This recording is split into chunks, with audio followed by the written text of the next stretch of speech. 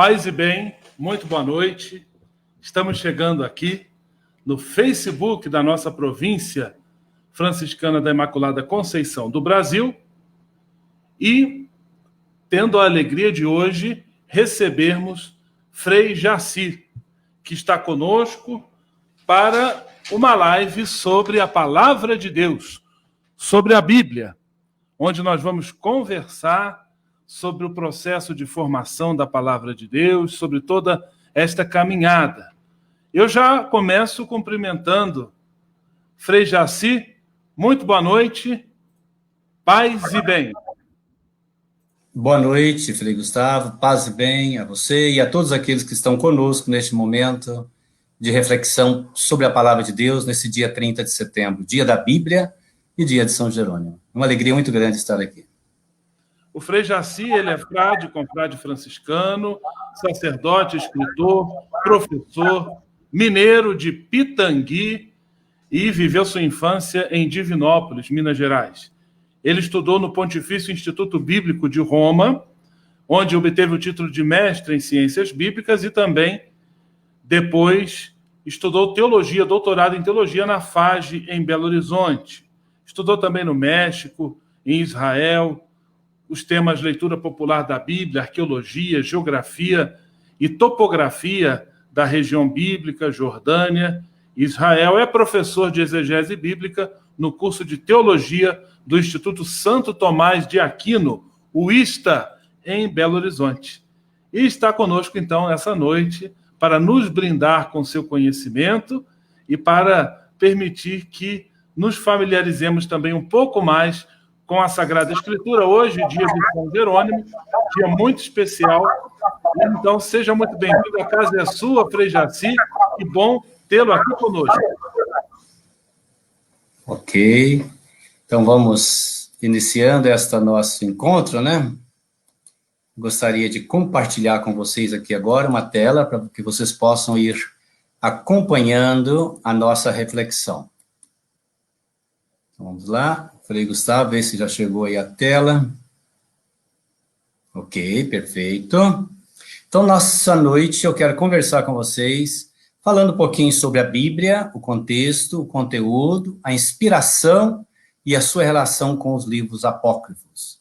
Falar isso nesse dia 30 de setembro, dia dedicado a São Jerônimo, grande tradutor da Bíblia, é falar daquilo que move a nossa história como cristãos, a Palavra de Deus. Então, nós vamos tentar mostrar nesse contexto o que esta Palavra de Deus pode nos ajudar e pode nos inspirar na nossa caminhada. Eu gostaria de começar colocando 4 pontinhos. A Bíblia é o conjunto de livros, né, que comunica a palavra e o rosto de Deus e a história humana de fidelidade e infidelidade. Eu diria que a Bíblia ela é como um álbum de fotografia, aliás, álbum de fotografia, essa coisa já está mais antiga, mas é como fotos que nós registramos, né, ao longo da nossa vida, nossa experiência com Deus. Outra questão importante, a Bíblia, ela erra, mas não está errado. Vocês poderão perguntar, mas o que é isso? A Bíblia erra? Erra, tem alguns erros históricos, geográficos, lá que não são corretos, mas não é o erro no sentido erro por erro, mas deve ser compreendido dentro da sua história, do seu contexto. E outro detalhe importante é que na seleção desses livros da Bíblia, os bíblicos, nós temos muitos outros livros que não entraram na Bíblia, que não fizeram parte do contexto da inspiração bíblica. E é sobre eles que eu quero falar para vocês também hoje. Então, falar sobre essa Bíblia canônica, considerada inspirada, e também a Bíblia canônica. E qual a relação disso? Então, nós vamos começar falando das origens, desse contexto que forma a Bíblia. Vocês podem estar vendo aí na tela um mapa. Este mapa é o mapa de Israel, né, atual. Ele fica dentro dos continentes africano, né, europeu, asiático. É um ponto muito importante, estratégico no mundo antigo, quando ainda não tinha, né, avião nem nada. Então, este ponto ele era ponto de encontro entre os grandes continentes, a Ásia, a África e a Europa. Foi nesse contexto que a história da Bíblia, ela começa. Começa como? Então, nós temos aqui os grandes patriarcas, que conforme compõem o início, esse contexto da história da Bíblia, né, Abraão, Isaac, Jacó, Sara, Rebeca, Lia, Raquel, eles vão agir a sua história no contexto aqui em Israel. Então, esses grupos, seja de Abraão, de Isaac, de Jacó, uns são do deserto, outros são os sedentários. Jacó veio de Betel, essa região com uma ponta seta.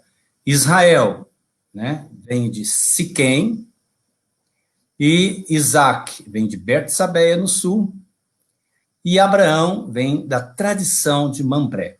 Então, são essas três tradições que vão se juntar e vai formar o povo enquanto um povo que compõe e que faz a história, enquanto eles são esses patriarcas na história. E essa história toda ela vai se movimentar nesse intermédio aí. Então é importante compreender que a origem passa por aí. Um outro ponto geográfico muito importante, vocês podem observar nesse mapa, como ali nós temos, né, a região bem lá onde está escrito Delta do Nilo, é o Egito, a África, onde está passando essa seta Delta do Sul, vai lá Canaã, ou Canaã. Então, ali, esta passagem da região que eu estava explicando, da parte ligada à questão da Ásia, da Europa, e depois do Egito. Por que esse mapa é importante para a gente compreender o contexto? Porque a grande parte da Bíblia, a grande teologia da Bíblia, é a teologia do Êxodo, e ela vai acontecer ali. Grande parte dessa Bíblia vai ser escrita no Egito, onde o povo esteve escravo durante 430 anos. E depois vão passar a fazer toda essa experiência do deserto, até chegar de volta por Jericó a Israel. Então, esse é um grande contexto da Bíblia. Israel é o grande contexto, o Egito, o deserto. Outro contexto importante é a Babilônia, hoje Iraque, né? Os babilônios invadiram justamente Nabucodonosor, invadiu justamente Israel, por perceber que ali estava um ponto estratégico muito importante. Então, podem ver aí no mapa que se abriu, toda essa região. Agora o Egito embaixo, essa parte mais branca onde está lá Israel, depois a Babilônia, que hoje é Iraque. Então, na Babilônia, o povo esteve durante 50 anos, de 586 a 536. A Babilônia, vocês podem ver pelo mapa aí, estão mostrando os rios Tigre, Eufrates, lá tinha os jardins suspensos da Babilônia, e o povo que foi para a Babilônia, exilado pelo Nabucodonosor, lá esse grupo criou e escreveu grande parte da Bíblia. O livro do Gênesis, né, a redação dos 5 primeiros livros começa ali e depois termina de volta, quando o povo volta para o exílio da Babilônia. Para Israel, para Canaã novamente. Então, aí nós temos uma grande parte da história na composição do contexto. Os beduínos, né, vivem pelo deserto, muitos deles até hoje ainda em Israel, faz parte desse contexto, né? Até hoje, interessante, a terra de Israel, o israelita ele não é dono, pertence ao Estado. Do deserto, eu posso amar minha barraca ou viver ali sem problema nenhum. Então, os beduínos, os mais pobres, ali vivem hoje nas regiões desérticas de Israel. Outro contexto importante é este que amplia, onde vocês estão vendo ali a Itália, né, Gália, toda essa região da Grécia, Ásia Menor, onde por aí passou também o contexto da Bíblia, né?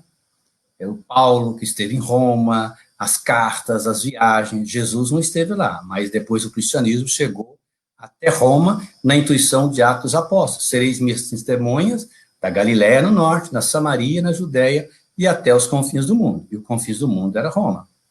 Com esta imagem dentro do contexto, eu gostaria de finalizar essa parte, dizendo o seguinte, de Abraão do sul, surgiu a tradição de Ismael, que era o filho de Agar no deserto, Isaac no sul, dessa tradição de Ismael, na descendência de Abraão, formou o povo árabe, e do povo árabe nasceu os islâmicos, né, islamismo de hoje. De Esaú do deserto nasceram os edomitas, dos edomitas também o islamismo. De Jacó, do norte, Jacó, que tem aquela luta com Deus, ele transforma o nome para Israel, e aí se forma o povo de Deus, se forma o povo de Israel. na figura de Jacó, e nasce o povo judeu. E a religião judaica, né? O cristianismo, ele vem depois do judaísmo, e o islamismo 622 anos depois do cristianismo. Então perceba que a Bíblia é esse contexto que forma um povo, que traz cultura, né? O mundo judeu não são mais do que 15 a 18 milhões de judeus hoje pelo mundo, mas é uma religião, o judaísmo, que fez cultura, transformou o mundo. Uma palavrinha, as línguas da Bíblia, né? Originariamente o hebraico, como vocês podem ver ali no Gênesis, né, que começa, está escrito lá, Bereshit bara Elohim et hashamayim ve'et haaretz, que é hebraico. No princípio, Deus criou o céu e a terra. Depois, ao lado, a Bíblia foi traduzida também para o grego, por isso nós temos o Gênesis aí ao lado, que eu mostro para vocês, escrito em grego. En arche uranon, né? Epoiesen rodeos tu uranon kai ten gen. É a mesma tradução do hebraico. E o aramaico, que era uma língua que Jesus com certeza falou em casa. Então essas três línguas, esses textos aí que vocês poderão ver depois, compõem os textos da Bíblia. Primeiro o hebraico, que é todo o Primeiro Testamento.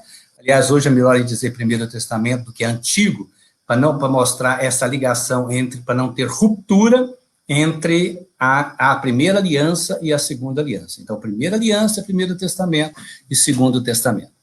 Então, hebraico, todo o Primeiro Testamento, os 39 livros da Bíblia hebraica. Grego, todo o Segundo Testamento, e mais esses livros da sabedoria, 1 e 2 Macabeus, parte de Esther, Daniel. E no aramaico nós temos parte, Esdras, Daniel e parte de Jeremias. Passando agora, qual o conteúdo desta Bíblia? Então nós vimos o contexto e agora vejamos o conteúdo. O conteúdo na Bíblia, né, se nós tomamos a Bíblia, nós vamos perceber que aí dentro da Bíblia ela tem de tudo. Ela tem doutrina, ela tem provérbios, né? Nós temos provérbios na nossa dia a dia, também na Bíblia tem provérbios, muito interessante. Se você não leu ainda o livro dos provérbios, né, pode ler, que é muito interessante. Vários provérbios como nós temos os nossos. O livro da sabedoria, o livro do Cântico dos Cânticos, que é um livro de amor muito bonito, né, que ele começa, beija-me com os beijos de tua boca, teus amores, ou teus peitos são melhores do que o vinho, o odor dos teus perfumes é suave, né? O livro do Eclesiastes, que é um livro de sabedoria muito grande também, que nos ensina, nos chama a viver com intensidade a vida, as lamentações, Cântico dos Cânticos, cartas de amor, biografia, parábolas, que nós conhecemos muito de Jesus, os salmos, e assim por diante. Então, é esse conteúdo amplo da Bíblia, e eu gostaria de destacar que dentro da Bíblia nós temos, eu mostro esse desenho para vocês dizendo o seguinte, olha que interessante aí. Você tem, no primeiro momento, o Gênesis no início, o Apocalipse lá no final, Malaquias, Mateus no início. E o que nós podemos dizer isso? Cristianismo e judaísmo embaixo. Então, nasce a Bíblia, esse conjunto colocado dos textos. Claro que a lógica da escrita não é assim, a lógica da produção desses textos não é assim. Mas a lógica da escrita começa com Gênesis, o último livro do Primeiro Testamento é Malaquias, que vai falar da volta de Elias, o primeiro livro é Mateus, que vai falar de Jesus, da genealogia de Jesus, e o último é que vai falar da esperança de um novo tempo que virá. Agora, qual que é interessante essa lógica? Começa Gênesis falando do Éden, do jardim da árvore da vida, da serpente, da Eva, da experiência no paraíso, e depois essa mesma temática volta no final, quando fala uma nova Jerusalém, a árvore da vida de novo, no centro da cidade, o dragão e a mulher. E, então, no centro estão Jesus e Elias. O povo judeu acredita, e até hoje, que fala que Elias vai voltar. E acreditava na época de Jesus. Inclusive, Jesus vai perguntar, que dizem o povo que sou eu? Eles falam, dizem que Elias, né? Os judeus celebram ainda hoje a ceia judaica, e põe uma cadeira no centro para acolher Elias no momento da celebração. Então, esses dois personagens no centro, Elias e Jesus, Malaquias, Gênesis da criação e Apocalipse. Então, no meio, faz como uma inclusão. Aliás, falando de inclusão, esse é o modo de pensar do texto da Bíblia. Eu diria assim, Bíblia não é coisa para você começar a ler do início e no fim, embora que ela tenha essa lógica de conteúdo. Bíblia é para ser estudada, porque você deve ler, olhar o contexto, né, e aprofundar a história. Então, iniciando o segundo, Malaquias termina falando do profeta e Jesus, eles dois são símbolo de vida. E desse conjunto é que vai nascer, então, essas duas grandes religiões que marcaram a humanidade. Primeiro o judaísmo, depois o cristianismo. A partir de um conteúdo de Bíblia. Estes são os livros todos, né, da Bíblia. Eu fiz questão de colocar aqui as cores para vocês perceberem uma questão seguinte. De um lado, você tem o Gênesis, o Êxodo, Levítico, Número. Do outro lado, você tem Mateus, Marcos e Lucas com a cor vermelha. O que isso significa? Esses livros mostram a origem do cristianismo e a origem histórica do judaísmo. Não é? De Josué até Macabeus é a história. Do Gênesis ao Êxodo, do Mateus, Marcos, é a origem, é o nascimento do cristianismo e do judaísmo. De Josué a Macabeus é a história do povo de Deus. Como é que eles entram na terra, como é que formam o juízo, a história das pessoas importantes como Ruth, os reis, as crônicas, Tobias, Judite. Do outro lado, Atos dos Apóstolos é a história da igreja, né, as cartas que vão compondo e dando formação para a igreja, e, de um lado, nós temos um outro grupo de textos, que são os livros sapienciais, Provérbios, Eclesiastes, né, que fala da vida, e desse desejo da última tentativa do povo de Israel de fazer aliança com Deus. Do outro lado, é Apocalipse, para dizer, Jesus voltará e como ele voltará. Apocalipse não é livro de medo, é livro de esperança. E no centro, os profetas que querem ser esta luz que ilumina a caminhada do povo judeu e essa luz que ilumina a caminhada do povo cristão. Os livros da Bíblia foram escritos entre os anos 932 a.C., ou antes da Era Comum, falamos da Era Comum também para manter esse diálogo com o povo judeu. O texto mais antigo é Juízes 5, que, por interessante, é o Cântico de Débora, que é o cântico de uma mulher, e o mais recente foi escrito no ano 100 depois de Cristo, ou da Era Comum, que é o Apocalipse. Finalizando esse conteúdo, eu gostaria de dizer o seguinte: quais são os grandes temas do Primeiro Testamento? Então, você tem a origem do mundo e de Israel. Deus de Israel é o mesmo que criou o mundo. Isso nós vamos encontrar em Gênesis 1 a 11, que maravilhoso. Né? E Gênesis 12 a 50, a história dos patriarcas. Depois, Israel é o povo eleito. Ele fez uma aliança com Israel, e essa aliança está expressa na história dos patriarcas, foi garantida pelos reis, defendida pelos profetas e testemunhada pelos heróis, e rezada nos Salmos. Então, aí você vai encontrar esses livros todos que tratam dessa temática. As grandes teologias que aparecem no Primeiro Testamento é a teologia do Êxodo, isto é, da libertação. Deus sempre desceu para libertar e caminhar com o seu povo. E esse mesmo Deus é um Deus que exige fidelidade e compromisso eterno com a liberdade. É o que nos diz os livros do Êxodo e do Deuteronômio.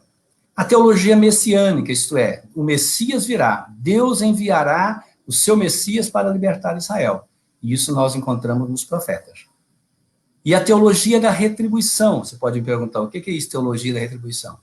É a famosa frase, aqui se faz, aqui se paga. Né? É como, por exemplo, na teologia do Telião, que vai dizer que olho por olho, dente por dente, mão por mão, pé por pé. Então, o justo receberá de Deus a retribuição. E aí, nesses livros, Provérbio, Eclesiástico, Jó e Sabedoria, há todo um movimento diferenciado. Provérbios e Eclesiásticos, Eclesiástico, defende que a retribuição é a si mesmo. Eu sou justo, eu recebo justiça. Eu não sou, eu não recebo. O Eclesiastes já vai discordar dessa posição do livro do Eclesiástico de Provérbios. Vai dizer, isso não tem sentido, não. Viver, para quê? Eu vou morrer, então eu vou viver a vida com intensidade, porque a morte é certeza. Eclesiastes e Jó, eles colocam em crise essa teologia da retribuição. Já o livro da sabedoria, muito usado pelos cristãos, esse livro vai mostrar que a retribuição não é aqui, a retribuição é na pós-morte, na pós-vida. Por isso é um livro muito importante para compreender a vida pós-morte, a ressurreição. Os cristãos tinham esse livro debaixo do seu braço como de cabeceira. Então, resumindo, o grande tema de conteúdo do Primeiro Testamento é assim: Deus escolhe um povo, faz com ele uma aliança, lhe dá uma terra, e o povo lhe constrói um templo, o grande e famoso templo de Jerusalém. Agora, quais são os grandes temas do Segundo Testamento? Então, isso é claríssimo. Todo o Testamento, todo o Segundo Testamento gira em torno de explicar essas questões. Jesus morreu e Jesus ressuscitou. Morte e ressurreição de Jesus. O aniquilamento de Jesus, o Deus que se fez humano e morreu na cruz. Todo o Segundo Testamento quer mostrar isso. Quer pregar o reino de Deus, Mateus, que não pode falar o nome de Deus, fala dos céus. E é claro, o reino é dos pobres, exige conversão, é serviço, nasce pequeno. Sobretudo nos evangelhos, então, de Mateus, Marcos e Lucas. Jesus é a vida, é o caminho que se manifesta em sinais e nas festas. É o que nos diz o grande teólogo João. Outro tema importante, a liberdade, que as cartas paulinas todas vão tratar isso e as não paulinas pastorais também. A salvação não vem pela lei, mas pela fé em Jesus, que comunica o Espírito, né, da vida e da liberdade. A lei de Cristo é a lei do amor. Veja que nesse ano, nesse mês da Bíblia, esse ano nós estamos estudando Deuteronômio, que é tratado na lei. E você pode fazer toda uma releitura do Deuteronômio no Novo Testamento, trabalhando esse tema da lei e da liberdade. Né? A Trindade, batismo, transfiguração, quem me viu, viu o Pai, Pentecoste, são esses temas que desdobram para explicar essa questão de Deus Pai, de Deus Filho e de Deus Espírito Santo. Então, resumindo o Segundo Testamento, Deus envia seu Filho, que prega o reino de Deus, ele morre numa cruz, nasce a fé na ressurreição e na volta rápida, próxima de Jesus, e depois, na sequência, nasce a igreja para dar continuidade à missão deste povo até o fim do mundo. Então, esses são os grandes temas do Segundo Testamento. Muito bem, tendo visto isso, passamos para o nosso terceiro ponto, a inspiração bíblica. O que é essa inspiração bíblica? Porque se nós temos aqui os livros que são considerados inspirados, que formam essa Bíblia aqui, que eu tenho em mãos, que é a Bíblia Católica, com 73 livros, a Bíblia Evangélica com 63, a Bíblia dos Judeus com 39, nós temos que perguntar por que isso? Então, eu coloco aqui 8 critérios para entender essa questão da inspiração. Primeiro, entenda que inspiração não é aquilo assim que Deus soprou lá de cima e eu vou copiando. A inspiração é um processo, a inspiração é uma vida, a inspiração é um compreender da história de Deus na vida do povo. Agora, para definir quais os livros que entrariam na Bíblia, o povo judeu e os cristãos foram colocando critérios. Primeiro, o livro deveria conferir identidade religiosa ao povo de Deus e cristão. O livro deveria servir para a prática religiosa, então identidade, né?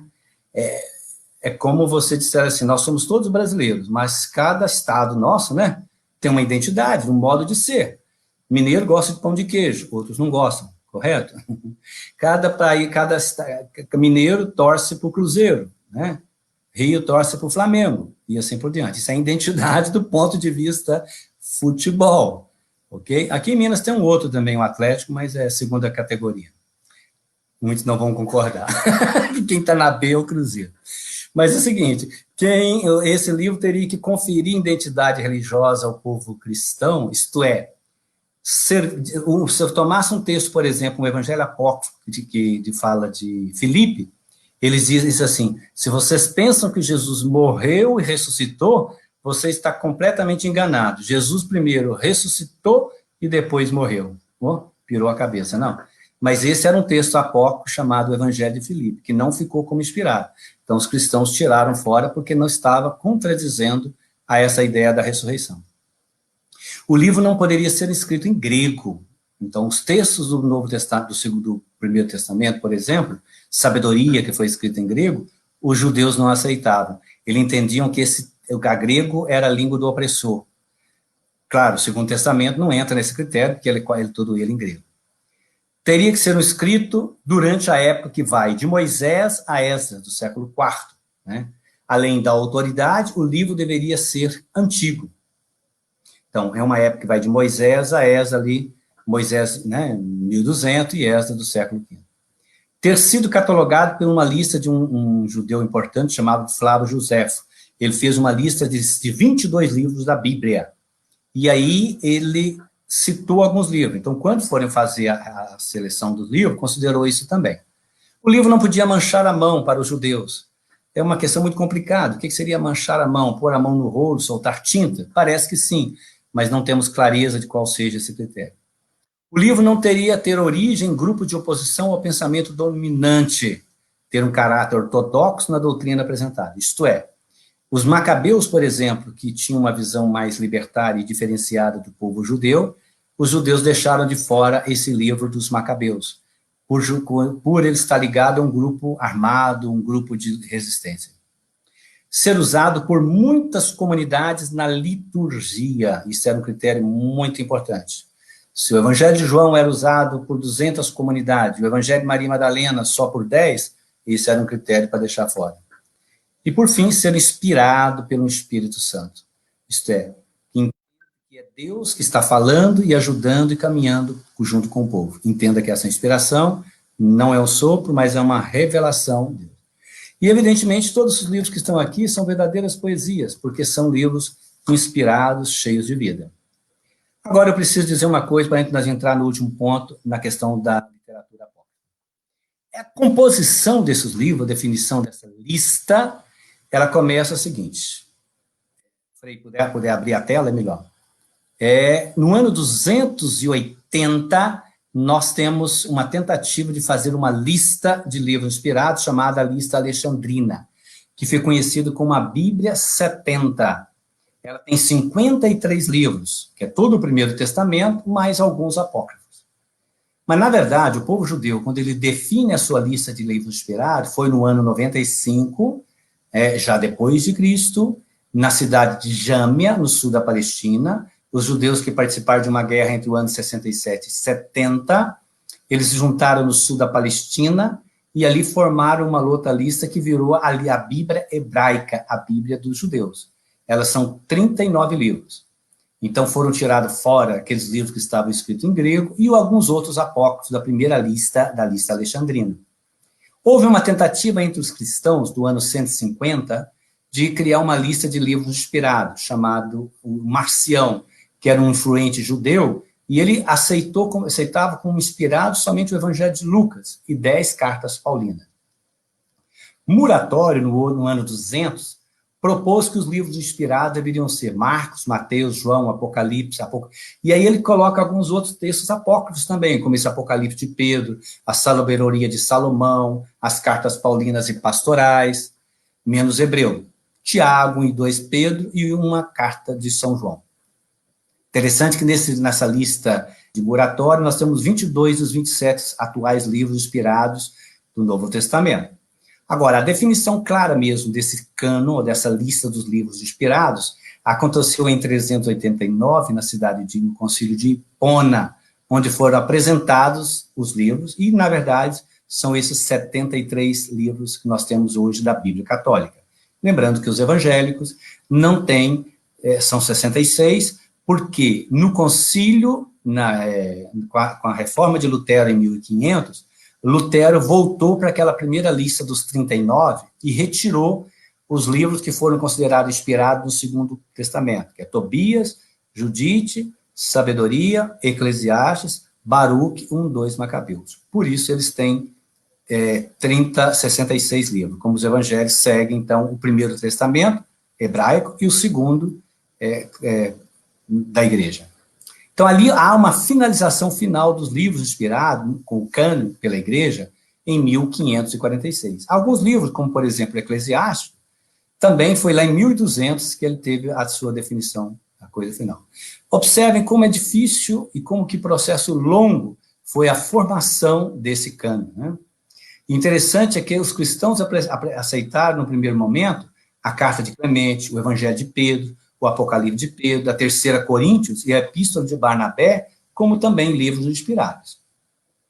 Agora, então, vamos a um tema muito importante. Então, nós temos essa Bíblia, eu fiz todo esse recorrido compreendendo, e nós temos depois, então, uma Bíblia que eu vou chamar de Bíblia apócrifa. Quero explicar depois o que significa esse apócrifo. Mas já de antemão dizer o seguinte: nós temos 52 livros do Primeiro Testamento, do Antigo Testamento, e 128 livros do Segundo Testamento, que não fizeram parte, que não entraram na Bíblia, na lista dos livros inspirados.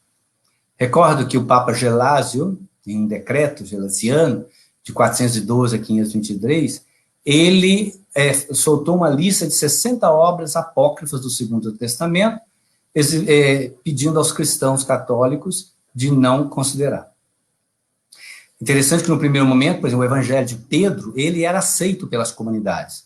Depois, a próprio bispo Irineu, ali do ano do século II, pediu para não ler mais nas comunidades o Evangelho de Pedro, porque ele estava cheio de heresias, docetismo.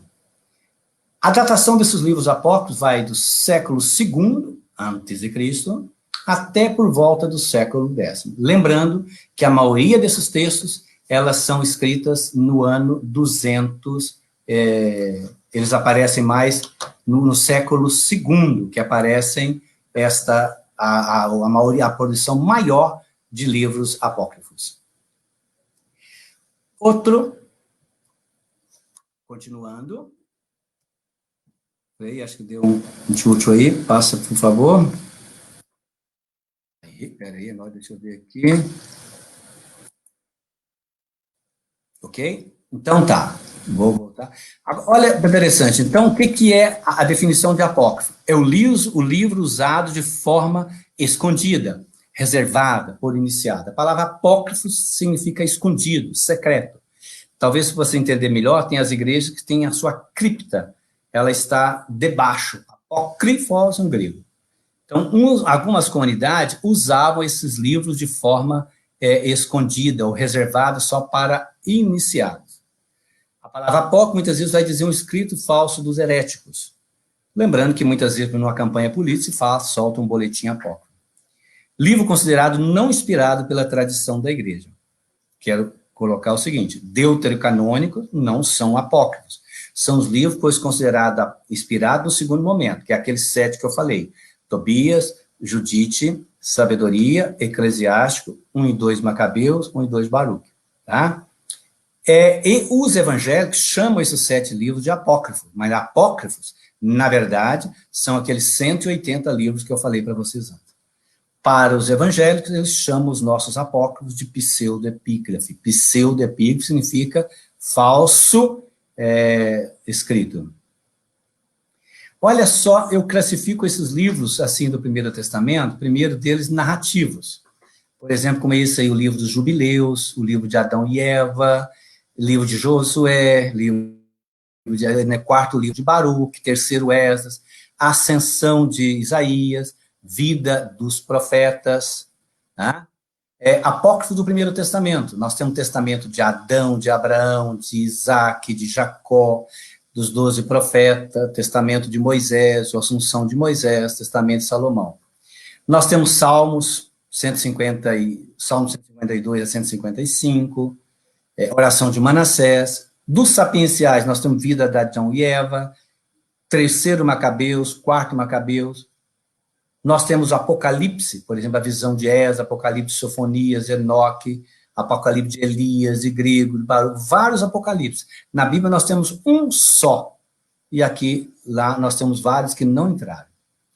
Dos apócrifos do Segundo Testamento, nós temos vários evangelhos. Evangelhos da infância de Tiago, Evangelho da infância do Salvador, Evangelho da infância de Jesus, Evangelho armênio da infância. As primeiras comunidades procuraram escrever muito também sobre como seria a infância de Jesus, que não estão nos evangelhos canônicos.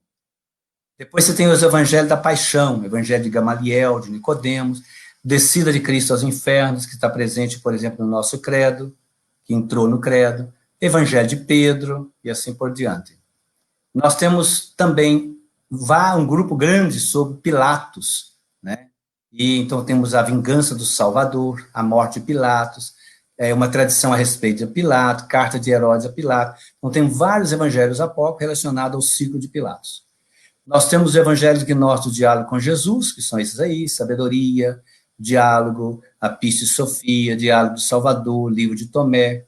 Nós temos também os evangelhos da Assunção de Maria, né? Livro do Descanso, Trânsito de Maria, do Pseudo-Militão de Sardes, livro de São João Evangelista, Trânsito da Bem-aventurada Virgem Maria.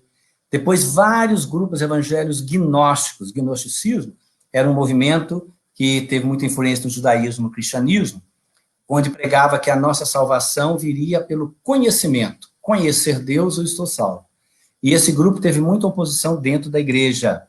E aí, então, tem vários textos, como o mais famoso dele é o Evangelho de Filipe, Evangelho de Tomé, Evangelho de Maria Madalena. Então, vários livros gnósticos. Vários fragmentos de evangelhos, como cito vários aí. Evangelho secreto de Marcos, chama atenção. O Evangelho da mulher de Jesus, né? E assim por diante. São fragmentos. Nós não temos os textos completos sobre isso aí. Evangelhos judeu-cristãos, evangelhos obionitas, dos nazarenos, e assim por diante. Os evangelhos perdidos, como o Evangelho 12, o Evangelho de Cerinto, esses evangelhos todos aí, perguntas de Maria, eles são citados, mas nós não foi encontrado os fragmentos. Olha que interessante. Se na Bíblia nós temos Atos de Pedro e Paulo, nos apócrifos nós temos vários Atos de Tadeu, São Simão, São Tadeu, para Jesus Tadeu, que é famoso, né, nessa história toda, tem um apócrifo sobre ele. Cartas, várias cartas. Jesus a Abigail, Paulo a Sêneca, Coríntios a Paulo e assim por diante. Apocalipse também, Apocalipse da Virgem, de Pedro, de Paulo, de Tomé.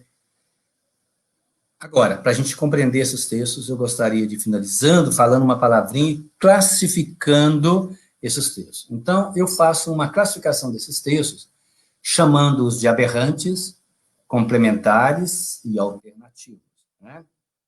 Então, eu tenho até, inclusive, um livro, que é esse daqui, que eu tento fazer, chama-se Apócrifos Aberrantes, Complementares e Cristianismo entre Alternativos, Poder e Heresia.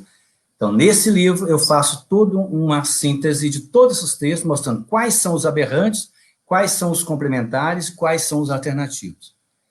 Quero explicar e entender cada um. Eu classifico como aberrante aqueles textos que exageram nas descrições de fatos sobre Jesus e seus seguidores, ou aqueles que discordam totalmente dos evangelhos. Então, vou retomar alguns. O que poderia ser um evangelho aberrante? Né? Aquele que fala uma coisa que não poderia ter sido verdade. Por exemplo, o Evangelho Secreto de Marcos, que é um texto muito interessante, quando ele fala que aquele Evangelho de Marcos, do discípulo do homem nu, que sai correndo, aí fala que esse jovem passou uma noite inteira com Jesus, e aí ele aprendeu coisas com Jesus, e os dois passaram nus, por isso chama Evangelho Secreto de Marcos. Teve até filmes que queriam fazer inspiração sobre isso. Exagero, mas que mostra a importância do gnosticismo para o conhecimento, né? O evangelho, por exemplo, de Judas Tadeu, que é um evangelho que Judas pede a Jesus para matá-lo, é um evangelho também considerado aberrante. Os Atos dos Apóstolos, né? Aqui eu tenho um livro sobre isso também. Esse Atos dos Apóstolos, eles também são, a maioria deles são aberrantes, que conta a história das viagens dos apóstolos, e estes livros, com exageros aí dentro dele. Mas desses aberrantes, por exemplo, nós temos o Evangelho da infância do Salvador, o Evangelho Água, e esse Evangelho Tomé fala da infância. É interessante perguntar por que isso, mas de fato, por que os primeiros cristãos vão escrever a infância de Jesus? Primeiro que no canônico fala pouco da infância de Jesus, né? Ele esteve aos 12 anos, ele foi circuncidado, ele foi ao templo e basta. Aí os cristãos perguntaram assim, muito tempo depois, a partir do ano 170 da morte de Cristo, se Jesus era Deus, ele poderia então também, como criança, fazer as suas ações e produzir algo que também poderia ter feito com adulto. Então nós temos aí 8 evangelhos que fala da infância apócrifa do menino Jesus. E esses evangelhos vão contar exageros sobre o menino Jesus, né? O menino Jesus, por exemplo, estava voltando do Egito, aí brigou, estava no terraço de uma casa, brigou com o menino, aí jogou o menino lá de cima, deu um soco nele, jogou ele cá embaixo, aí o menino morreu, aí Jesus pulou lá de cima, desceu, ressuscitou o menino e falou com ele, ó, e só para você saber com quem que você está mexendo, não mexe comigo não. Diz que os pais escondiam os meninos todos, né, para não conversar com Jesus. E Jesus tirava os meninos pela fresta de uma porta, brincava com os meninos, ora transformou os meninos em ovelhas, pregava o reino para eles. Né? Tem várias histórias. Há o menino Jesus que vai à escola, ele sabe muito mais que o professor, ele desafia o professor e mata o professor. Exagerado, mas é interessantíssimo, né? Eu tenho um livro chamado Infância Apócrifa do Menino Jesus, História de Ternuras e Travessura, onde eu analiso todos esses textos e recolho, conto essa história e mostro as conclusões também isso. O Menino Jesus nos Apócrifos, ele é um farol luminoso para a sua família obediente, um menino com os mesmos poderes do adulto, inteligente e conhecedor da sua origem divina, mas um menino travesso que usou dos seus poderes, né? Travessura como todos os outros, qualquer menino. Então, esse é o primeiro aberrante. Segundo, os textos que eu chamo de alternativos. O que são esses textos alternativos? Muitas vezes eles estão presentes com a questão da narrativa sobre, por exemplo, o Evangelho de Maria Madalena, que é um evangelho muito bonito. Ele mostra descrições de fato, de temáticas, que são completamente diferenciadas da visão oficial, do cristianismo que se tornou hegemônico. Eu diria que tinha vários cristianismos no início, e um deles se tornou hegemônico. Então, esses alternativos, Evangelho de Maria Madalena, Evangelho de Filipe, Evangelho de Abreu, a filha de Pedro, Apocalipse Cópio de Pedro, Carta de Tiago, e assim por diante. Ressalto esse Evangelho de Maria Madalena, que é um texto bem conhecido, né? E ele chegou para nós do ano 150, de um texto copta, e ele é atribuído a Maria Madalena. O texto é organizado em páginas.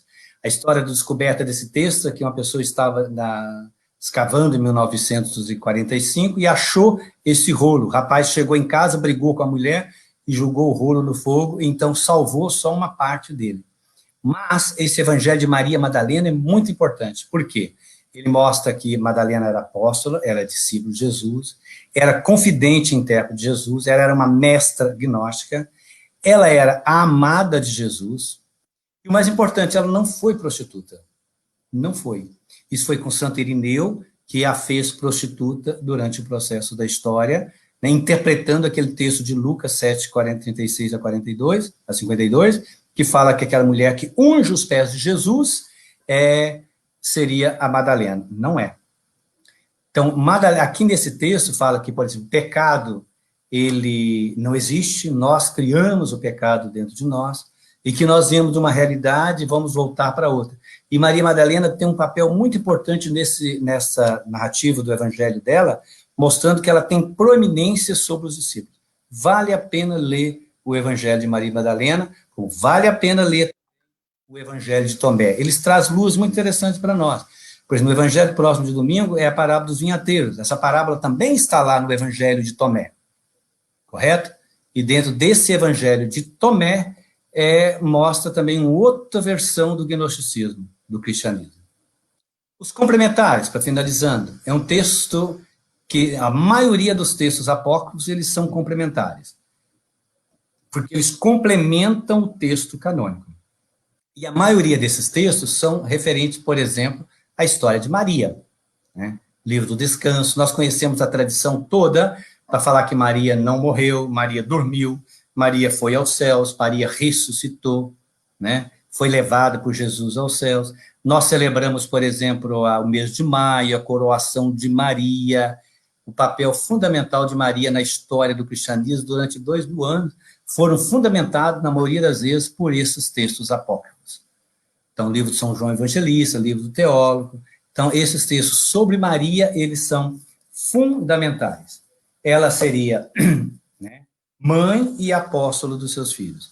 Então, há uma narrativa muito forte presente em tudo isso, nesses textos, mostrando que desde o nascimento, né, eu tenho um livro também, 2 livros, aliás, sobre Maria.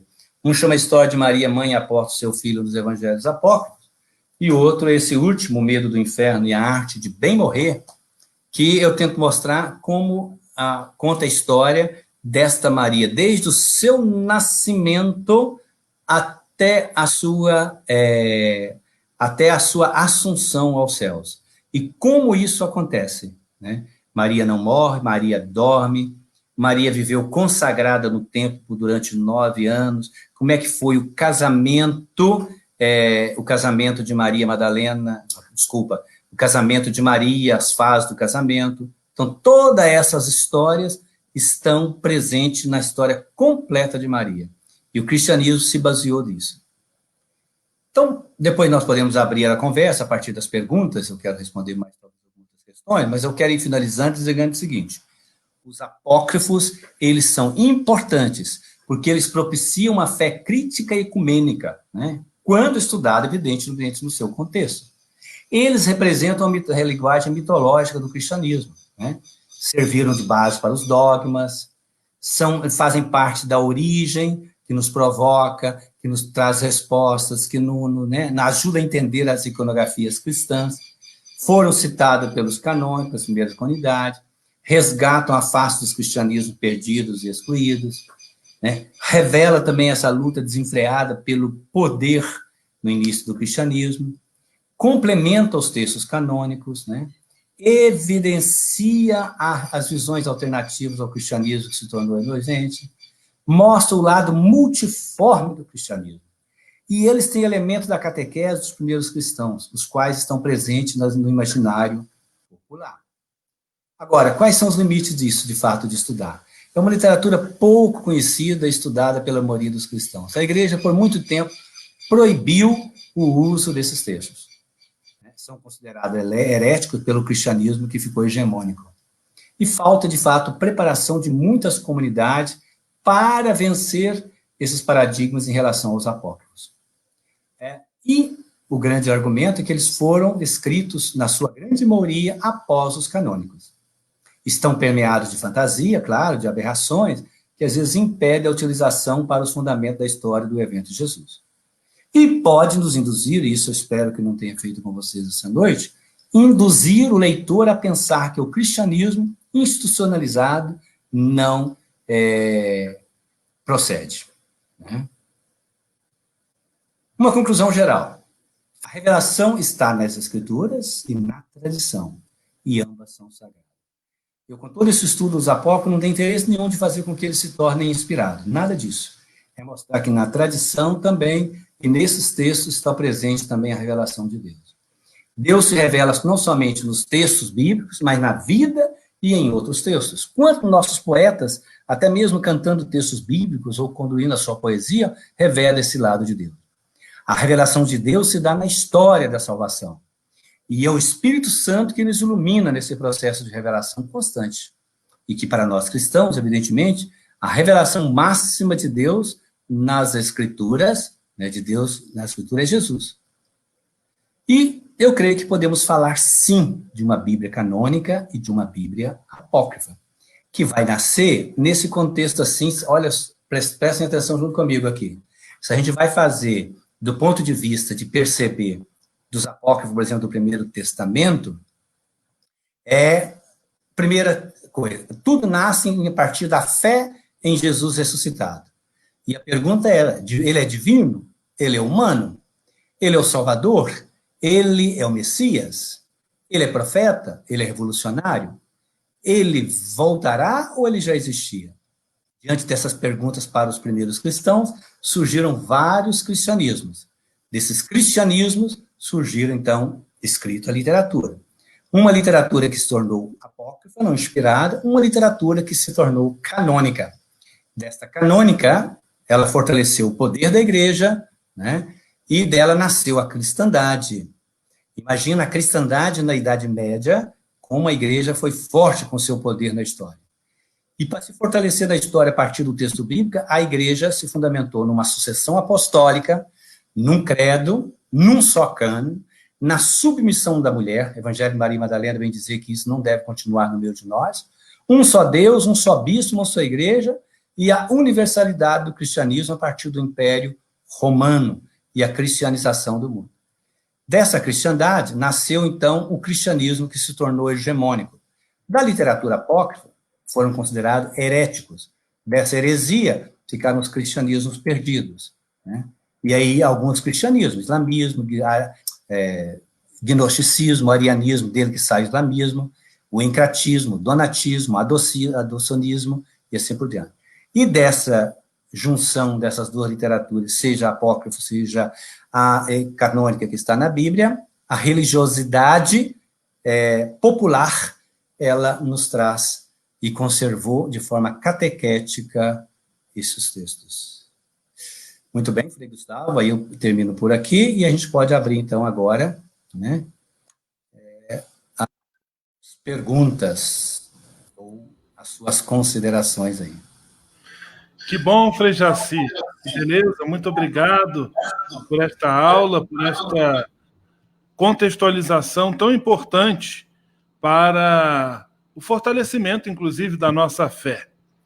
Frei, tem diversas pessoas perguntando sobre a possibilidade de ter acesso a esse material que você apresentou. Eu vou fazer o seguinte, vou colocar aqui o banner do seu site, www.bibliaeapócrifos.com.br, e vou colocar também nos comentários, quem quiser acessar o site, certamente ali tem um contato do Frei, pode interagir com ele mais diretamente e conseguir aí saber como ter acesso a esse material. Muito, muito obrigado mesmo. Vamos colocar aqui, já para o pessoal ir encontrando. Apareceram, Frei, algumas perguntas no decorrer da apresentação, como, por exemplo, a pergunta, vamos achá-la aqui, da Andréia Cristina. Ela perguntando o seguinte: quando o senhor apresentou as diferentes teologias do Antigo, do Primeiro e do Segundo Testamento, ela pergunta se a teologia da retribuição não vem sendo deformada e colocada a serviço de interesses próprios, sendo convertida muito convenientemente em uma promessa de prosperidade por aqueles que seguem a palavra de Cristo. Sim, essa é a questão hoje, né? A teologia da retribuição, ela tem um novo nome hoje, é a teologia da prosperidade. Eu uso indevido da fé, né, para tirar proveito. Então, nós vemos aí muitas igrejas, e muitas vezes até presente no meio de nós também, né, no mundo cristão católico também, essas ideias de retribuição, né, de querer comprar o sagrado a partir da fé, ou de fazer do sagrado uma história, uma experiência de mercado. Né? Então, ela está presente. Agora, nós também, mesmo que não seja no mundo a macro, na questão da religião, nós somos também muitas vezes retributivos. Nós também agimos assim, na condição humana. Né? Então, ela continua presente, muito presente no meio de nós. Sim. Né? Temos também a pergunta aqui da... Deixa eu encontrar. A Paula Souza quer saber o que Pedro fez para o Evangelho, o Apocalipse dele terem sido proibidos e não integrados à lista dos livros canônicos. Na tradição sobre Pedro, nós temos o texto da filha de Pedro, que fala que ele tinha uma filha, tem uma apócrifa chamada Filha de Pedro. Uma filha, chamava Petronília, e que essa menina era muito bonita, e ela arrumou um rapaz, um romano, que se interessou por ela para casar, e depois ele quis ter com ela, e na visão gnóstica, encratista, que está por detrás desse texto da filha de Pedro, dizia que a salvação viria pelo conhecimento e viria também pela castidade, ou pela virgindade total. Então, quem escreveu o texto atribuindo a Pedro, ele mostra que Pedro rezou e essa menina ficou paralítica, para não manter a virgindade. Então, é uma visão encratista que não foi bem aceita na igreja, né? Embora que no cristianismo se desenvolveu depois essa questão também muito posteriormente. Mas, por pertencer a esse grupo gnóstico encratista, a igreja, por bem, resolveu tirar fora esse texto. O Apocalipse de Pedro é um texto gnóstico também, que mostra uma oposição à igreja dominante na época. Por exemplo, o texto vai falar que os bispos são canais vazios, sem água.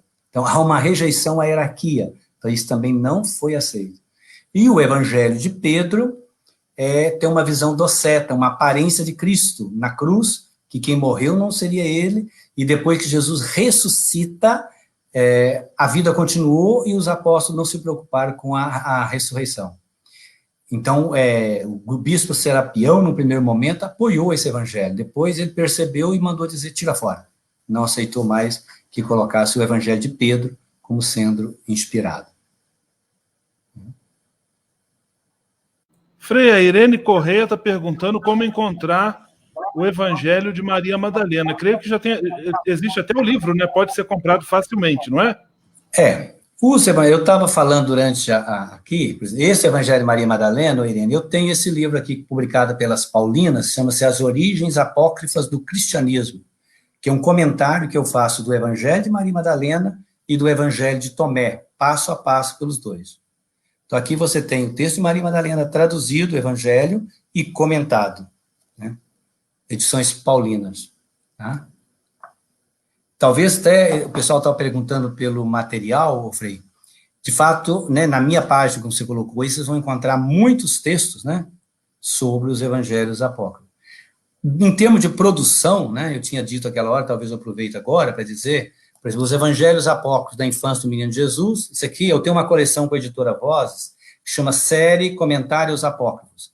Então, isso aqui, a Infância Apócrifa do Menino Jesus, eu comento e ligo a história toda a história da infância do Menino Jesus, todas as ternuras e travessuras sobre ele. Este daqui, A Vida Secreta dos Apóstolos e Apóstolas, também pela editora Voz, é uma tradução de todos os atos dos apóstolos apócrifos, e um comentário sobre cada um deles também. Aqui é sobre a história de Maria, mãe e apóstolo do seu filho nos Evangelhos Apócrifos, também é a editora Vozes. Aqui, então, eu comento a sequência desses textos sobre Maria, desde o nascimento até a Assunção, e toda a história dela.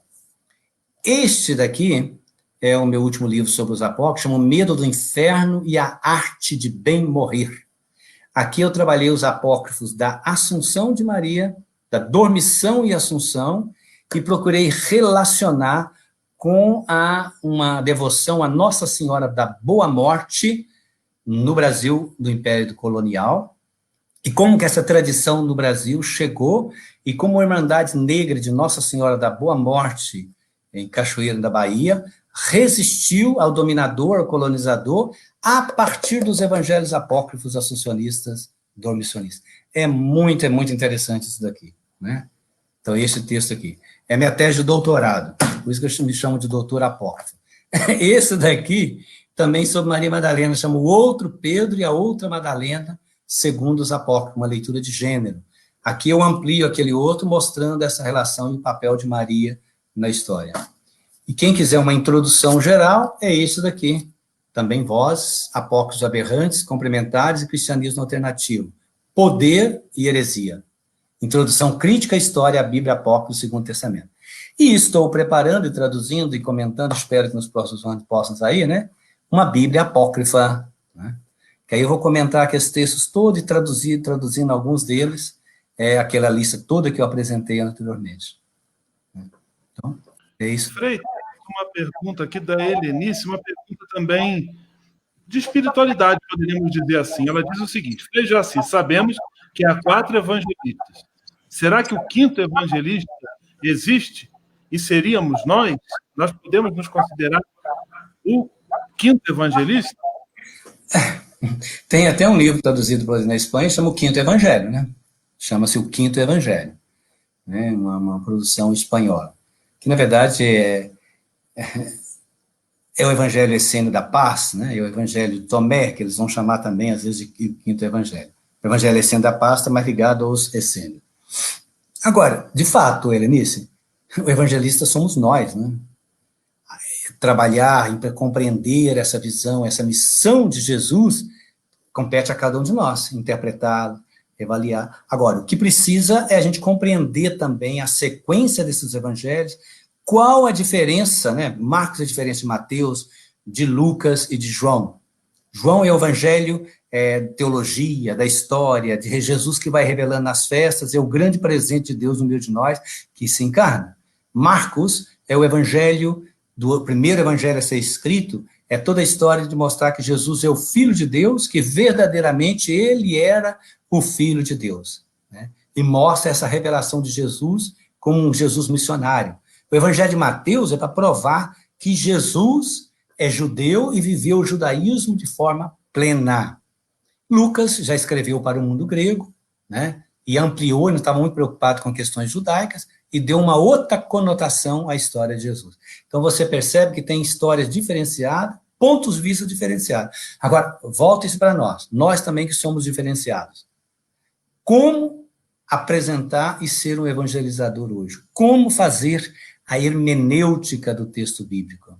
Como atualizar? E isso eu te digo que é uma grande dificuldade, que muitas vezes a nossa tendência é sermos fundamentalistas, ler o texto da Bíblia pelo texto, né? Sem dar, sem interpretar, sem conhecer o seu contexto, sem conhecer a cabeça de quem escreve. Se a gente não fizer isso, nós seremos péssimos evangelizadores.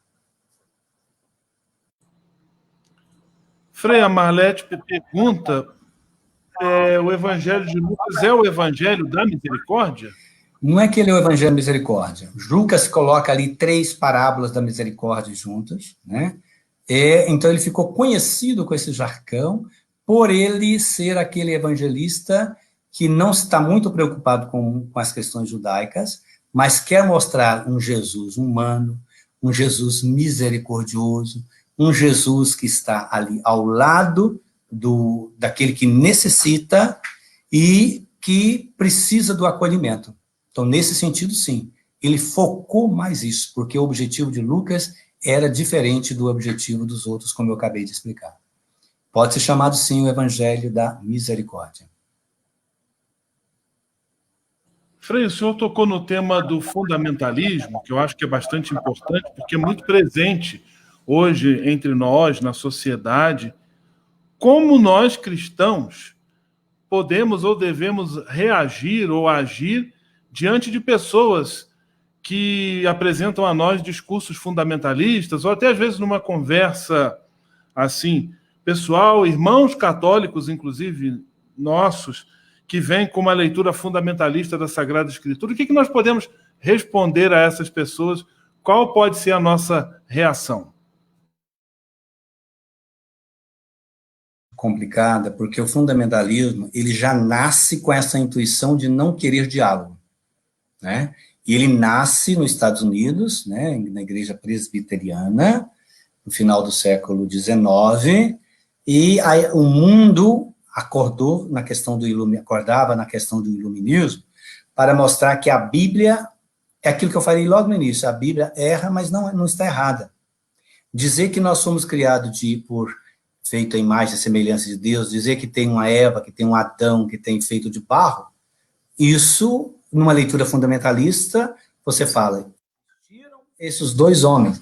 Numa leitura não fundamentalista, você fala, não, Adão somos todos nós, é o homem. Adamá, tirada da terra, Adão, tirada da terra, né? Você toma lá a Eva, a mãe dos viventes. Você tem que compreender isso dentro de uma semântica, de um pensamento, de uma história, situar, trazer o texto, atualizar o texto. Mas quem não quer fazer esse discurso, é difícil o diálogo. Viu? Eu creio que é muito difícil o diálogo. Né? E é mundo católico, é mundo dos evangelhos, né? É um testemunho de Jeová, é tantos outros aí que são extremamente fundamentalistas. E que continua dizendo, por exemplo, que Moisés, o autor do Pentateuco, hoje se diz não mais isso. Quer dizer, a grande contribuição da ciência do mundo bíblico foi justamente em torno a isso. Você tem que situar a Bíblia no seu contexto. E o fundamentalista, ele não está preocupado com o contexto, nem o dele, nem dos outros. Ele quer a salvação, ele quer dizer que tudo aquilo ali é como deve ser. E isso, então, impede que a gente possa dialogar. Mas temos que ter a paciência, né? E temos que estudar, para que tenhamos uma visão mais crítica da vida e do texto bíblico. Acho que são 3 orientações interessantes, Frei. Paciência, estudar e não brigar. Gostei, né? Você sintetizou muito bem, parabéns. Já acabei respondendo. Frei Jacir, eu quero lhe agradecer. Teríamos assunto para muito tempo de conversa e certamente vamos articular outros momentos como este, que foram ricos. Estivemos tanto pelo YouTube quanto pelo Facebook, muita gente acompanhando. Vou colocar de novo na tela o seu website aqui, para o pessoal também poder ter acesso. E eu quero lhe agradecer. E convidar você que está aí no nosso Facebook da Província Franciscana, que às 21 horas, daqui então a 20 minutos, nós teremos a nossa leitura orante da Bíblia, que temos feito todos os dias, Frei Jaci, desde o início da pandemia, temos feito a leitura do Evangelho do dia, onde o pessoal também contribui nos comentários e fazemos essa partilha que tem sido muito enriquecedora. Então, todos estão convidados e eu deixo também o microfone à sua disposição para uma palavra final, mais uma vez agradecendo. Eu que te agradeço o convite, né, e agradeço a todos aqueles que nos acompanharam de vários lugares aí do Brasil, né, que estão acompanhando e participando com a gente isso aí. Queria fazer um convite, que eu faço parte também na internet, né, que temos nós formando um grupo de biblistas do Brasil, que cada dia tem uma reflexão, comentando o Evangelho do dia, né, e eu participo lá também. É o grupo São Jerônimo, está no YouTube lá também. Não sei se tem direito, consegue ao acesso aí. E, por exemplo, hoje, eu tenho lá um curso, nós fizemos um curso sobre o Deuteronômio, a aula 1, 2, 3, 4 e 5. E hoje, às 18 horas, começou a aula 5, sobre a repercussão do Deuteronômio, a releitura do Deuteronômio nos evangelhos.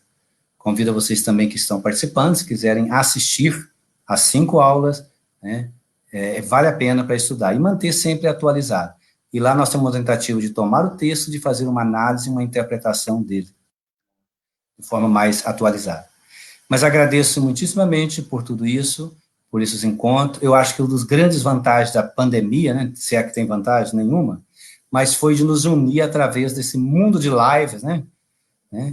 Agora é live toda hora, né? Tem aqui aquele zap que eu recebi que eu achei muito engraçado, né? O cara chega em casa e fala com a mulher assim, né? A mulher fala com ele, live a cozinha, né? Live a louça, live tudo. Quer dizer, tudo agora é live. Mas eu acho chique, bom demais, porque aí o mundo que já era tão pequeno, agora ficou mais ainda. Quer dizer, da nossa casa, da nossa mesa, do nosso quarto, nós podemos ser grandes evangelizadores. E que Deus nos ajude a manter também nesse caminho. Creio que isso não vai acabar mais, né? Frei, muito obrigado, hein? Conte sempre conosco, estamos juntos, Deus me abençoe, um grande abraço, paz e bem. Paz e bem, feliz dia de São Francisco, dia 5, né? Dia 4 agora. São Francisco, tudo de bom. Nós, franciscanos de Minas, com vocês aí de São Paulo. Estamos juntos.